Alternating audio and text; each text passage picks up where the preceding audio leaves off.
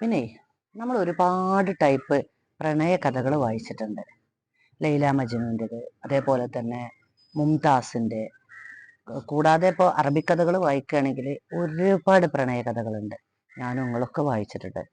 പക്ഷേ അതിനൊക്കെ വ്യത്യസ്തമായിട്ട് എൻ്റെ അനുഭവത്തിലുള്ള ഒരു പ്രണയ കഥ ഞങ്ങളോട് പറയണം. പ്രണയ കഥയല്ല കേട്ടോ, ഇത് ശരിക്കുള്ളൊരു സംഭവമാണ്. ഞാൻ ഊർങ്ങാട്ടേരി PHCയിൽ വർക്ക് ചെയ്യുന്ന സമയത്ത്, അന്ന് ഞാൻ പരിരക്ഷയിൽ വർക്ക് ചെയ്യാണ്. ആ സമയത്ത് ഒരു ദിവസം അവിടുത്തെ ആശാ വർക്കർ എന്നോട് വന്നിട്ട് പറഞ്ഞു, സിസ്റ്ററെ, നമുക്കൊരു വീട് വരെ പോകാനുണ്ട്, സിസ്റ്റർ ഒന്ന് പോരുമോ? ഞാൻ ചോദിച്ച് എന്താ കേസ്? അത് പറഞ്ഞ് തീർത്തും കിടപ്പിലായ ഒരു പേഷ്യൻറ്റിൻ്റെ അടുത്തേക്കാണ്. അവരൊറ്റക്കാണ്, അവരെ ഭർത്താവിനാണെങ്കിൽ സുഖമല്ല എന്ന് പറഞ്ഞു. അപ്പം നോക്കി നമുക്ക് ഇന്ന് തന്നെ പോവാന്ന് പറഞ്ഞു. അങ്ങനെ ഞങ്ങൾ അന്ന് തന്നെ അവിടേക്ക് പോവാണ്. അപ്പോൾ ഏകദേശം റോഡ് സൈഡിലായിട്ട് ഒരു ചെറിയൊരു വീട്. ആ വീട്ടിൽ ബെഡ്ഡനായിട്ട്, അതായത് തീർത്തും കിടപ്പിലായിട്ട്, ഒരു ആയിഷത്താത്ത എന്നാണ് പേഷ്യൻറ്റിൻ്റെ പേര്. അവർ തീർത്തും കിടപ്പിലാണ്. CVA വന്നതാണ്, അതായത് പക്ഷാഘാതം എന്ന് പറയും നമ്മൾ, അങ്ങനെയുള്ള ഒരു അസുഖം വന്ന ഒരു പേഷ്യൻ്റാണ്. അങ്ങനെ ഞങ്ങൾ അവരെ വീട്ടിൽ ചെന്ന് അവരുമായിട്ട് ഇങ്ങനെ സംസാരിച്ചുകൊണ്ടിരിക്കുകയാണ്. അപ്പം ഞാൻ അവരോട് ചോദിച്ചു, നിങ്ങൾക്ക് മക്കൾ? അപ്പോൾ അവർ പറഞ്ഞു, ഇല്ല, ഞങ്ങൾക്ക് മക്കളില്ല എന്ന് പറഞ്ഞു. അപ്പോൾ ഹസ്ബൻഡ് എന്ന് പറഞ്ഞപ്പോഴേക്ക് കിച്ചണിന്ന് ഒരാളിങ്ങനെ തല ഇട്ട് നോക്കി. അപ്പം ഞാൻ പറഞ്ഞ പിന്നക്ക വരി എന്ന് പറഞ്ഞു.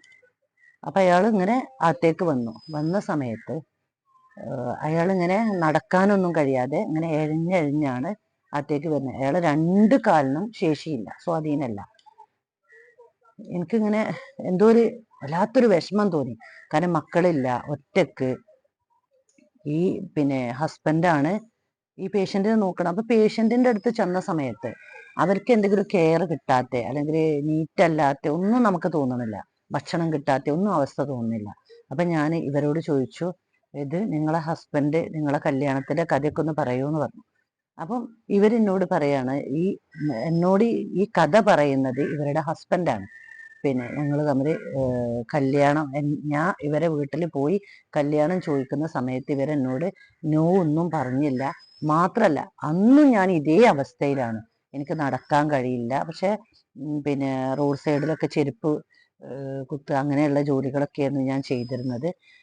ഇപ്പോൾ എൻ്റെ സുഹൃത്തുക്കളൊക്കെ എന്നോട് പറഞ്ഞു, ഇവരെ നിങ്ങൾ കല്യാണം കഴിക്കുകയാണെങ്കിൽ, കാരണം ഈ ആയിഷത്താത്ത എന്ന് പറയുന്നത് ആ സമയത്തും, അതായത് ഏകദേശം ഒരു 60 സംതിങ് വയസ്സായിട്ടുണ്ടാവും ആ സമയത്തും അവർ കാണാൻ നല്ല മുഞ്ചുള്ളൊരു സ്ത്രീയായിരുന്നു.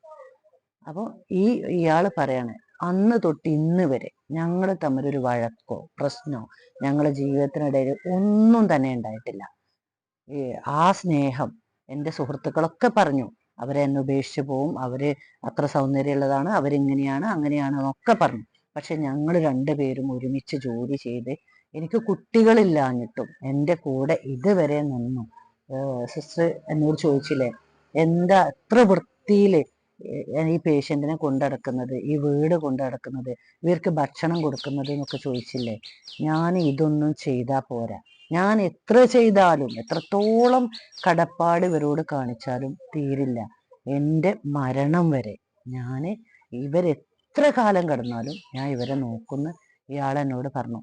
എനിക്കറിയില്ല, ഒരു പക്ഷെ ഇത് കേൾക്കുമ്പം ഇതിൽ പ്രത്യേകിച്ചൊരു അസ്വാഭാവികത നിങ്ങൾക്ക് ആർക്കും തോന്നുന്നുണ്ടാകുന്നില്ല. പക്ഷെ എനിക്കെന്തോ ഒരു സാധാരണ കാണാത്ത ഒരു പ്രണയം, ഒരു ഇഷ്ടം ഇവരെ രണ്ടുപേരുടെയും കണ്ണുകളിൽ ഞാൻ കണ്ടു. അതൊരു പക്ഷെ ലൈല മജ്നുവിന്റെ കഥയല്ല, അല്ലെങ്കിൽ വേറുള്ള അറിയപ്പെട്ടൊരു പ്രണയ കഥയിലെ നായകനും നായികയൊന്നും അല്ല ഇവര്.